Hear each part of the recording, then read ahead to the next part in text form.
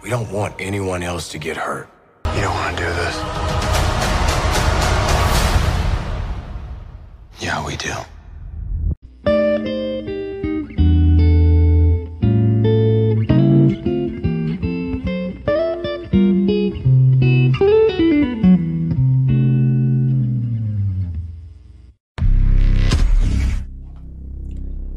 Hey.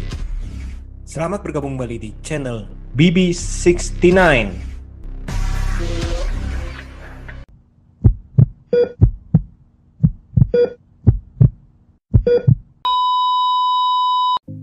Holy moly, Marvel sekali lagi memberikan episode yang mencengangkan. Eits, sebelum kita lanjutkan, para sobat BB69, jangan lupa untuk menekan tombol subscribe, like, dan lonceng notifikasi agar tidak ketinggalan episode-episode terbaru kami. Oke, kita kembali ke episode kelima dari serial The Falcon and the Winter Soldier. Setelah kejadian di episode 4, yakni Karli membunuh si Lemar, aka Battlestar, hal ini membuat John Walker lepas kendali, lalu membunuh salah satu kru Flag Smasher di depan khalayak umum. Bayangin tuh. Walker dalam keadaan panik melarikan diri ke sebuah gudang. Tentunya Sam dan Bucky menyusul dirinya. Sam yang memang berpengalaman dalam konseling berusaha menenangkan Walker seperti saat ia berusaha meraih Karli waktu itu. Namun sayangnya usahanya itu tidak berhasil dan menyebabkan pertarungan antara sang Kapten Amerika baru dengan Falcon dan juga Winter Soldier. Dengan usaha yang tentunya tidak mudah, akhirnya perisai sang Kapten Amerika dapat direbut kembali dan diamankan oleh Sam dan Bucky. Walker pun akhirnya mendapatkan disiplin secara militer dan dalam kekecewaannya itu sesosok asing mendekatinya dan sepertinya nih merekrut untuk sesuatu yang besar namun masih misterius. Sedangkan Sam dan Bucky sendiri menjalani kehidupan sehari-harinya di mana Sam mencari jawaban untuk dirinya juga motivasi agar layak memegang perisai yang dahulu diberikan oleh sahabatnya yakni Steve Rogers. Kira-kira apa saja yang akan terjadi terhadap para tokoh yang ada ya? Seperti episode-episode sebelumnya, selalu aja memberikan kesan atau bisa bilang itu bahan-bahan pembicaraan dari para penontonnya. Demikian juga episode kali ini, sobat. Di mana dari segi aksi atau dramanya ini benar-benar layak untuk diperhatikan secara seksama. Nah, kita masuk dahulu ke adegan aksinya nih. Saya rasa ini adalah bagian yang sudah ditunggu-tunggu oleh para penggemar sejak minggu lalu, di mana tidak sabar melihat pertarungan antara The Falcon dan The Winter Soldier melawan John Walker, sang Kapten Amerika baru. Dan ini otomatis ya membuat kita terngiang-ngiang mengingat akan adegan saat sang Iron Man menghadapi duet maut Kapten Amerika dan Winter Soldier di film Kapten Amerika Civil War. Koreografi pertarungan mereka bertiga ini benar-benar bisa dibilang ini dibuat secara sangat baik. Kita bisa melihat porsi dari pertarungan antara Walker, Sam, dan Bucky itu semuanya itu seimbang.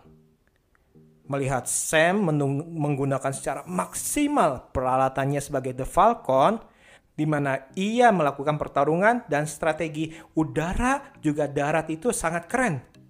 Dipadu dengan pertarungan jarak dekat antara Walker dan sang Winter Soldier yang cukup menurut saya itu badass.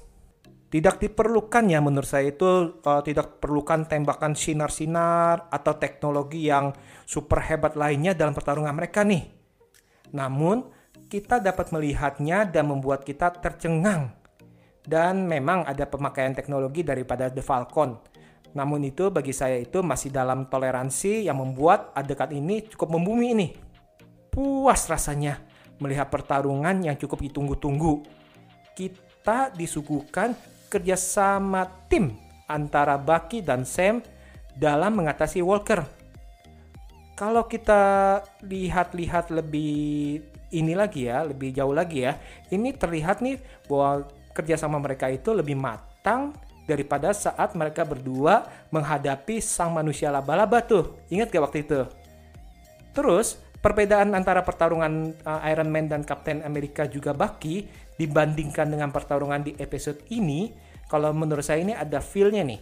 Dimana kalau kita lihat di Winter Soldier, kita melihat ketiga orang tersebut itu yang sedang bertikai adalah karakter yang kita cintai atau yang kita istilahnya suka atau karakter baik nih bagi kita nih.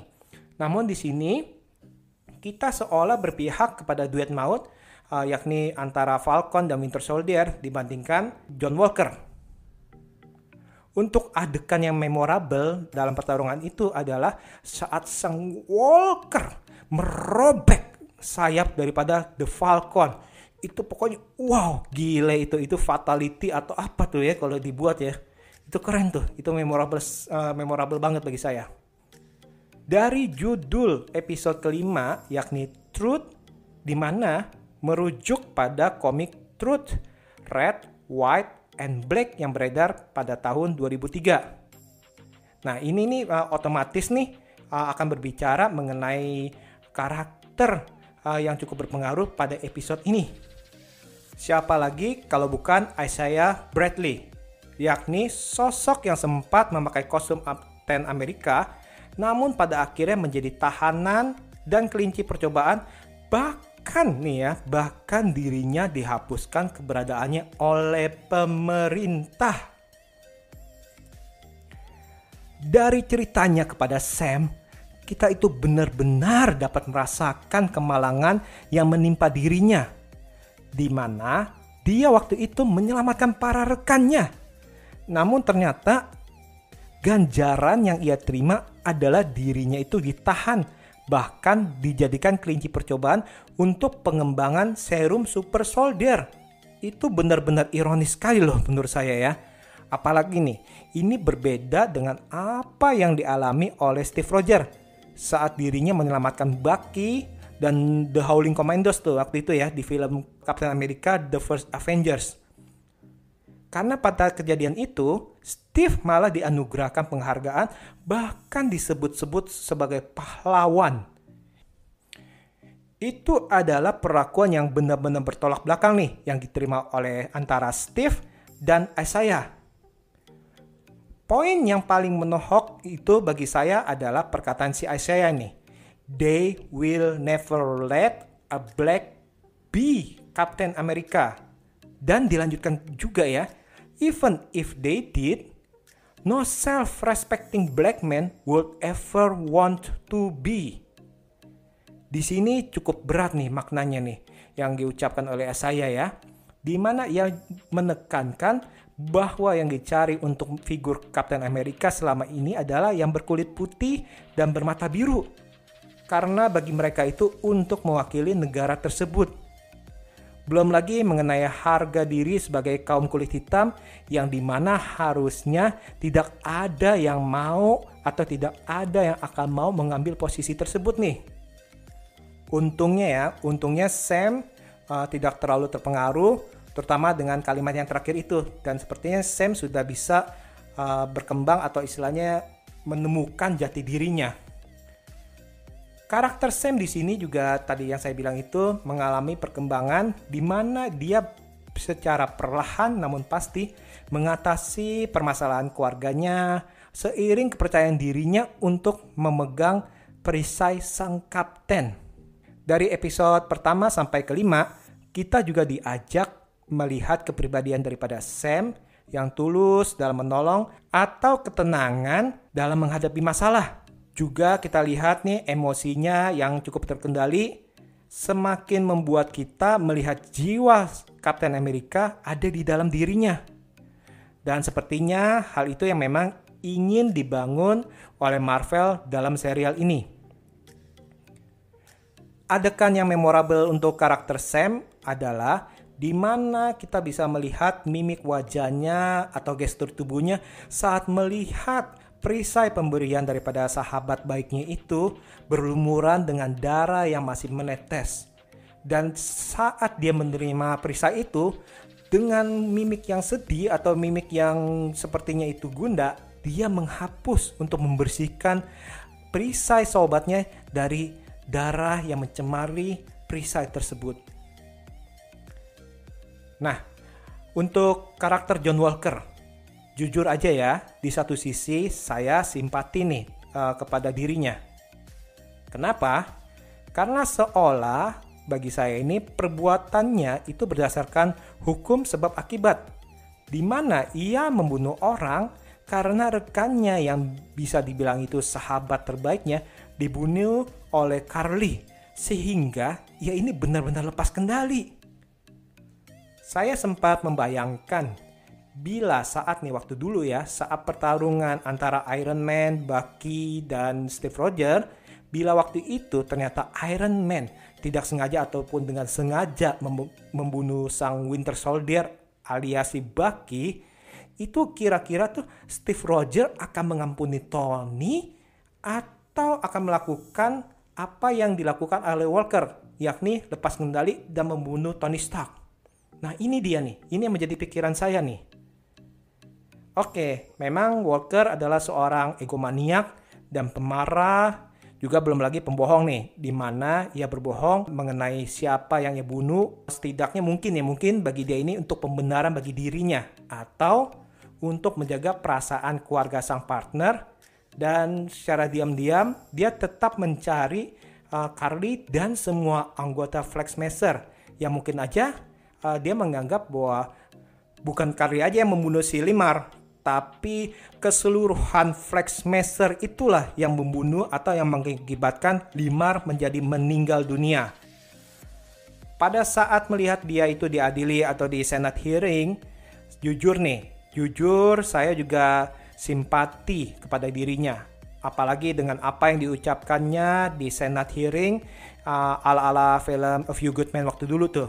Dia berkata, "I only did what you asked of me, train me to do, and I did it well." Hal ini seolah ingin mengkritik pemerintah yang ada, di mana menggembleng dirinya untuk menjadi mesin pembunuh dan penjaga keamanan. Namun karena satu atau lain hal, dengan mudahnya menyingkirkan bila tidak diperlukan atau demi kestabilan daripada pemerintahan tersebut nih. Karena sebenarnya ya, apabila pemerintah mau, pasti harusnya bisa dicarikan alasan atau pembenaran atas perbuatan Walker untuk kekalayak umum nih dengan PR yang ada. Tapi ternyata di sini ini tidak sama sekali. Banyak yang bilang bahwa kesalahan Walker adalah membunuh lawan yang sudah menyerah, seolah-olah mengeksekusi mati orang tersebut. Berbeda dengan Steve Rogers yang mungkin ya membunuh lawan saat diperlukan saja. Di serial ini, entah kenapa ya, saya jauh lebih simpati kepada Walker dibandingkan Carly. Apalagi di episode kelima ini, si Carly ini sudah seolah-olah menyatakan dirinya dan kelompoknya itu sebagai pengacau atau teroris nih, atau penjahat ya. Saya merasa latar belakang tindakan Carly ini tidak disorot lebih dalam lagi. Karena harusnya ini kita bisa lebih simpatik terhadap dirinya atas motivasi untuk dia berbuat demikian dan lain-lain. Untuk karakter Bucky di sini kita melihat sisi lainnya yang sudah lama kita tidak lihat nih. Di dalam arti sejak kemunculannya di film Captain America The First Avenger. Apa yo? Ini kita bisa melihat si Bucky ini sebagai flamboyan ya, lelaki flamboyan. Di sini kita melihat dirinya flirting dengan saudarinya si Sam. Dan bagi saya itu cukup lucu sih. Apalagi melihat si Sam yang agak-agak kurang nyaman tuh istilahnya melihat hal itu. Oh ya, saat Sam dan Bucky berdua di kapal, ini mengingatkan saya akan film Forrest Gump, di mana juga itu ada latar kapalnya juga ya. Dan yang paling perlu kita ketahui atau kita perhatikan adalah kita tidak tahu nih masa depan Bucky nih ke depannya.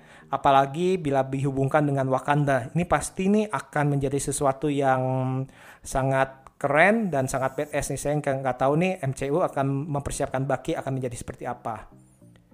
Bicara soal Wakanda, Baron Zemo dibawa oleh Ayo dan tim Dora Milaje untuk ditahan di dalam The Raft. The Raft itu merupakan sebuah penjara di bawah air, di mana waktu dulu tuh Wanda Maximoff, Sam Wilson, Glenn Barton, dan Scott Lang pernah ditahan di film Captain America Civil War. The Raft itu sendiri kalau di komik itu dipimpin oleh Jenderal Ross ya, atau Thaddeus Ross ya, yang mungkin ya saya nggak tahu nih apakah mungkin kedepannya itu akan terlibat dalam pembentukan proyek Thunderbolt di dalam dunia MCU ini nih. Kalau di dalam komik, Thunderbolts adalah sekumpulan supervillain atau musuh-musuh super yang dibentuk oleh si Baron Zemo, dan mereka berpura-pura menjadi pahlawan pembela kebenaran, padahal mereka mempunyai agenda atau rencana lain yang tidak baik. Sebagai informasi aja ya, bahwa Taskmaster yang muncul atau yang akan muncul di film Black Widow mendatang itu merupakan anggota daripada Thunderbolts. Juga General Ross yang di komik itu dikenal sebagai Red Hawk merupakan anggota dari Thunderbolts. Ini nih sepertinya ini MCU akan melebarkan istilahnya dunia mereka nih, semesta mereka. Karakter lainnya yang menarik dan perlu diperhatikan adalah kemunculan dari Joaquin Torres nih, di mana Sam menyerahkan kostum Falcon yang sudah rusak. Ini pastinya membuat para fans kegirangan dan berharap juga menunggu ia akan menjadi Falcon baru nih, karena kita sudah menduga-duga Sam akan menjadi Captain America baru. Ya kita berharap Torres benar-benar direalisasikan menjadi The Falcon baru. Hal ini juga mengingatkan saya nih saat pertama kalinya si Rhodey melihat kostum armor dari War Machine. Nah, kalian masih ingat gak tuh waktu itu adegannya seperti apa? Sosok asing yang muncul pertama kalinya di dunia MCU dan membuat kita bertambah berteori nih adalah Mephisto. bukan. Mephisto lagi. Nggak boleh ngomongin dia lagi ya. Oke. Dia adalah Valentina Allegra de Fontaine yang mendekati si Walker usai sidang Senat itu tuh tadi tuh. Bila di komik, Val adalah Russian sleeper agent untuk Leviathan nih, yang juga menjadi agen SHIELD dan bekerja sangat dekat dengan Nick Fury nih. Bahkan sempat menjadi kekasih dari si Nick Fury. Wah, kira-kira nih bakalan akan terjadi nostalgia apa nih nanti ke depannya nih kalau benar-benar dihubungkan atau benar-benar dibuat seperti komiknya nih. Nick Fury bertemu dengan Val. Wah, itu pasti seru tuh. Selain itu, si Val itu juga sangat dekat dengan Sharon Carter dan bergabung dengan kelompok Femme Force, di mana Val adalah Agent 14 dan Sharon adalah Agent 13. Di dalam komiknya, dia juga dikenal sebagai Madame Hydra. Wah, ini benar-benar tokoh yang cukup berbahaya nih sepertinya nih ya. Masih banyak sih menurut saya ini masih banyak kemungkinan yang akan terjadi sehubungan dengan peran dari Val itu di dalam dunia MCU nih. Apakah akan berhubungan dengan pembuatan Thunderbolts ataukah akan berhubungan dengan The Dark Avengers nih. Nanti sepertinya nih kita akan tunggu di episode besok nih, hari Jumat ya, di episode Jumat depan. Ini juga sama seperti halnya dengan Sharon Carter nih, yang di episode ini bertambah misterius karena ternyata dia berhubungan dengan Batroc nih. Seolah segala sepak terjang dari Batroc adalah perintah dari dirinya. Kita masih belum tahu nih apakah sang mantan agen ini membelot menjadi jahat atau dia hanyalah double agen juga yang berpura-pura yang sedang menjalankan tugasnya. Kalau saya pribadi sih tidak akan berpikir bahwa beliau ini adalah the power broker. Namun ya kita akan melihatnya kebenarannya itu di episode mendatang nih, episode pamungkasnya nanti. Oke. Sepertinya sudah panjang lebar nih saya bicara.